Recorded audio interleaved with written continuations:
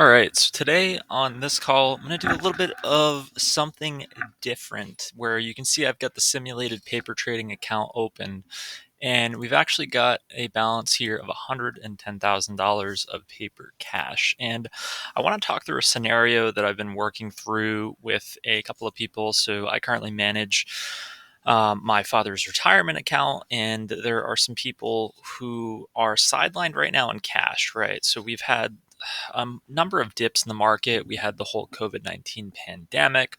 We had kind of the height evaluations of the tech market in 2021, where we had a bit of a dip, and 2022 is a bearish market. There are some people that I talk to that say, hey, look, I've been out of the market. I'm sitting on cash. What do I do? And a lot of people looking at the markets right now and saying, well, we're at or just off of all-time highs. Like, does it make sense to, drop a bunch of cash right now into the market, or does it make sense to stay on the sideline? And I want to preface this by saying it's important to know that markets generally tick up. So, with that said, being in cash with the current inflation rate, you're going to lose about 2.5% of your purchasing power every year. So, our goal really is to start to move that money.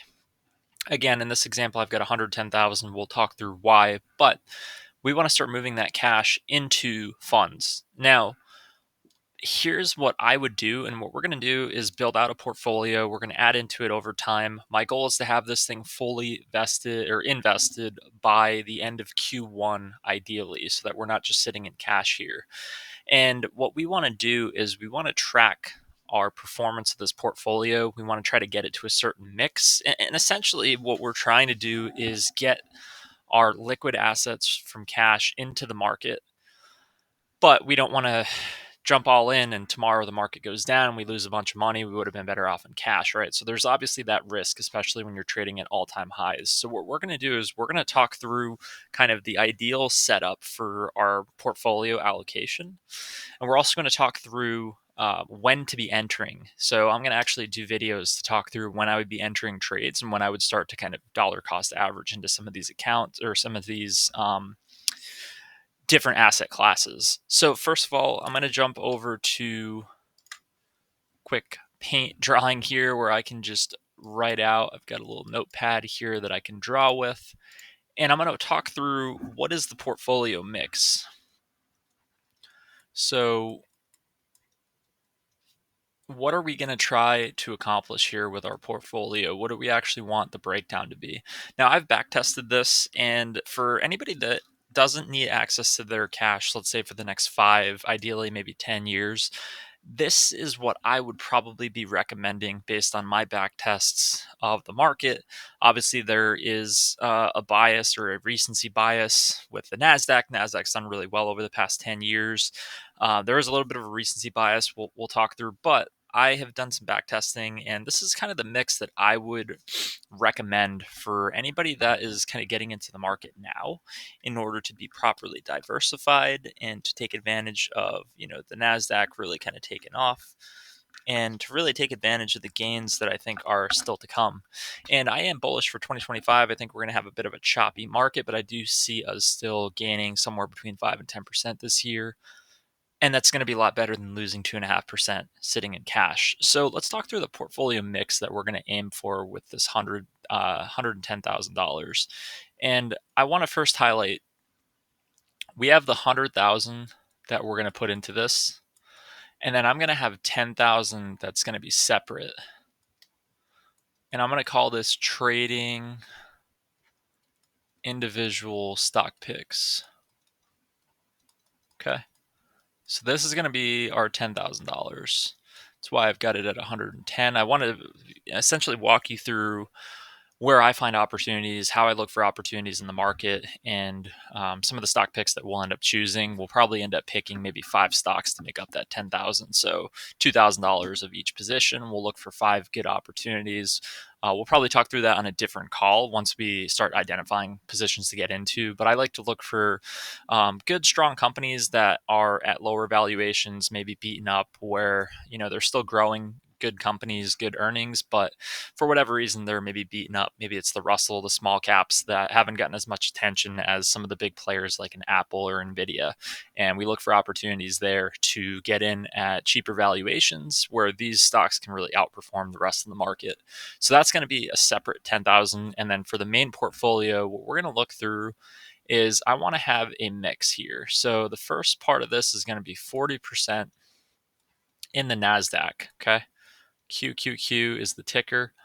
We're going to have 35% that we're going to aim to get invested in the total stock market fund. So this is an equivalent of the S&P 500, but it's more of a broader index fund that consists of the total market, not just the S&P. And it tracks pretty close to the S&P 500. So like an SPY would be the ticker, but I think it actually outperforms on a longer scale, a little bit more diversified here. So we're going to aim for that. We're going to aim for 10% in GLD, which is an index fund for gold, which has been trending higher. It's hit all-time highs all through 2024. I think there were like 30 or 40 occasions that it hit new all-time highs, and I am still very bullish on gold. It's a good recessionary inflation hedge, or recession hedge and inflation hedge. We're going to aim for 10% TLT. This is the 20-year Treasury bond. It's an index fund, and right now bonds are really beaten up. So even though the Fed has been cutting rates, the yields have remained high, and these are inverse the yield. So when the yields come down, TLT is going to be going up. The price of the bonds are going up when the yields go down. So we're looking to get 10% in TLT, which I may even buy kind of early on in this little experiment, because TLT, like I said, is at a pretty affordable price. And then we're going to have 5% in cash, right? We may put that into whatever. We may buy a some sort of a low dividend bond or some sort of a way where we can get a 3 or 4% return on that. We may just keep it as cash that might be used for going in on any dips, any major dips or corrections. We use the cash dollar cost average in, or we may use that for some of the stock picks. But we've got 5% cash reserve. So we're going to look at 40,000 in the NASDAQ, 35,000 total stock market fund, 10,000 in gold, 10,000 in 20-year treasury, and 5%, $5,000 in cash. So that's the goal.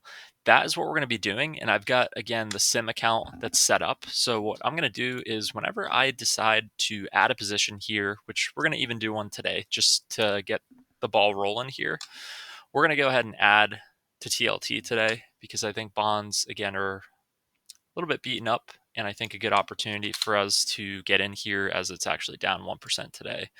Not the greatest chart. If you look here, we're hitting lows that we haven't seen since 2023, October. But man, this chart is just prime, I think, to head up. And we'll do some technical analysis. We'll talk through kind of the thesis here as well. But just to kind of get things going, we're going to go ahead and buy some shares. Again, sim account. It's not real money. But we're going to go ahead and do a market order here. And we're going to get, let's see how many shares we need. If we're buying at $85, call it 86. We're going to go ahead and put our starter position. We need 10,000 TLT. I'm going to go ahead and put about 4,000 into this. So $4,000, 86 a share. We need about 47 shares here. So we're going to go ahead and do that. We're going to buy 47 shares. That's telling us the buying power is $4,000 trade. We're going to go ahead and we're in, or we will be. It's a market order. It should fill. There we go. Yeah, I don't normally use a sim account. I'm always in the real account, but now we've got our active position. If I can find out how to get that open, right there, TLT.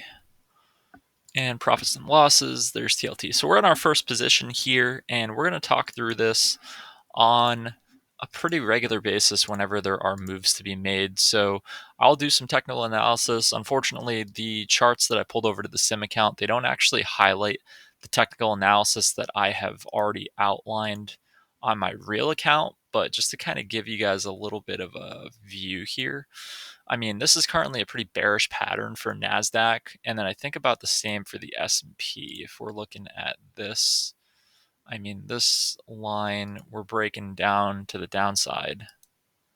This one probably won't work. Yeah. Yeah, I mean, we've got really two lines here, and we're kind of breaking down. And then we've got kind of this upper channel that we were hugging for a while that's now broken down. But yeah, I mean, these charts are pretty bearish, so we're going to look for more of a dip opportunity before we get in here. I mean, the NASDAQ could be good today, but I would like to see a little bit of a further retrace before I'm ready to jump into here. But on this chart, what I'm going to do is actually go VTI. We're going to save this as QQQ. We've got our TLT, GLD. And I think that's going to be it for now, right? QQQ, VTI, GLD, TLT. And we'll get rid of this. And I'm going to save this as a sim view. Maybe pull it down to 1, 2, 3, 4. Save grid as sim portfolio. So we're going to watch these markets, and we're going to slowly get this account fully accumulated here. And I will keep you guys posted whenever I see a good opportunity in the market for us to buy either a stock or whether it be to start getting this portfolio fully allocated in the market. And then what we'll do is we'll track it over the year, and we'll see how we perform against kind of the S&P, see if this makes sense. And, not just from a performance standpoint, but a drawdown standpoint. So a lot of people don't think about, hey, like the S&P might get 8 or 9% a year inflation adjusted, but what's the max drawdown? Those are important metrics to look at. There's the Sharpe ratio and the Sortino ratio, which is a measure of volatility and drawdowns. Those are good things to look at, and that's actually why I like this portfolio mix versus just putting 100% in SPY. Having a little bit of cash, having the bonds, bond exposure, and having gold exposure actually keeps the returns roughly the same, if not a little bit better than full SPY. And it also has a little bit of a lower drawdown. As you can imagine, having gold and TLT, those are typically going to go up when the market is going down. So it's a good hedge against the broader market. The other thing I will point out here is there are some target retirement funds. So for people that are, nearing a retirement age that are looking to get their portfolio allocated, but still want to invest something for the next, let's say, 5 or 10 years, that may be a placeholder that we'll talk about as well as putting in a target retirement fund or a target date fund. Now, those guys typically will allocate that if it's if it's a 2025 date fund, which is this year, they're going to allocate more to bonds because they're trying to really reduce the amount of exposure you have to the broader market so that there's going to be less drawdowns. So the returns are lower, but the volatility is also much lower. You're going to be a lot more hedged with bonds and in international stock as opposed to just pure on exposure to the S&P 500.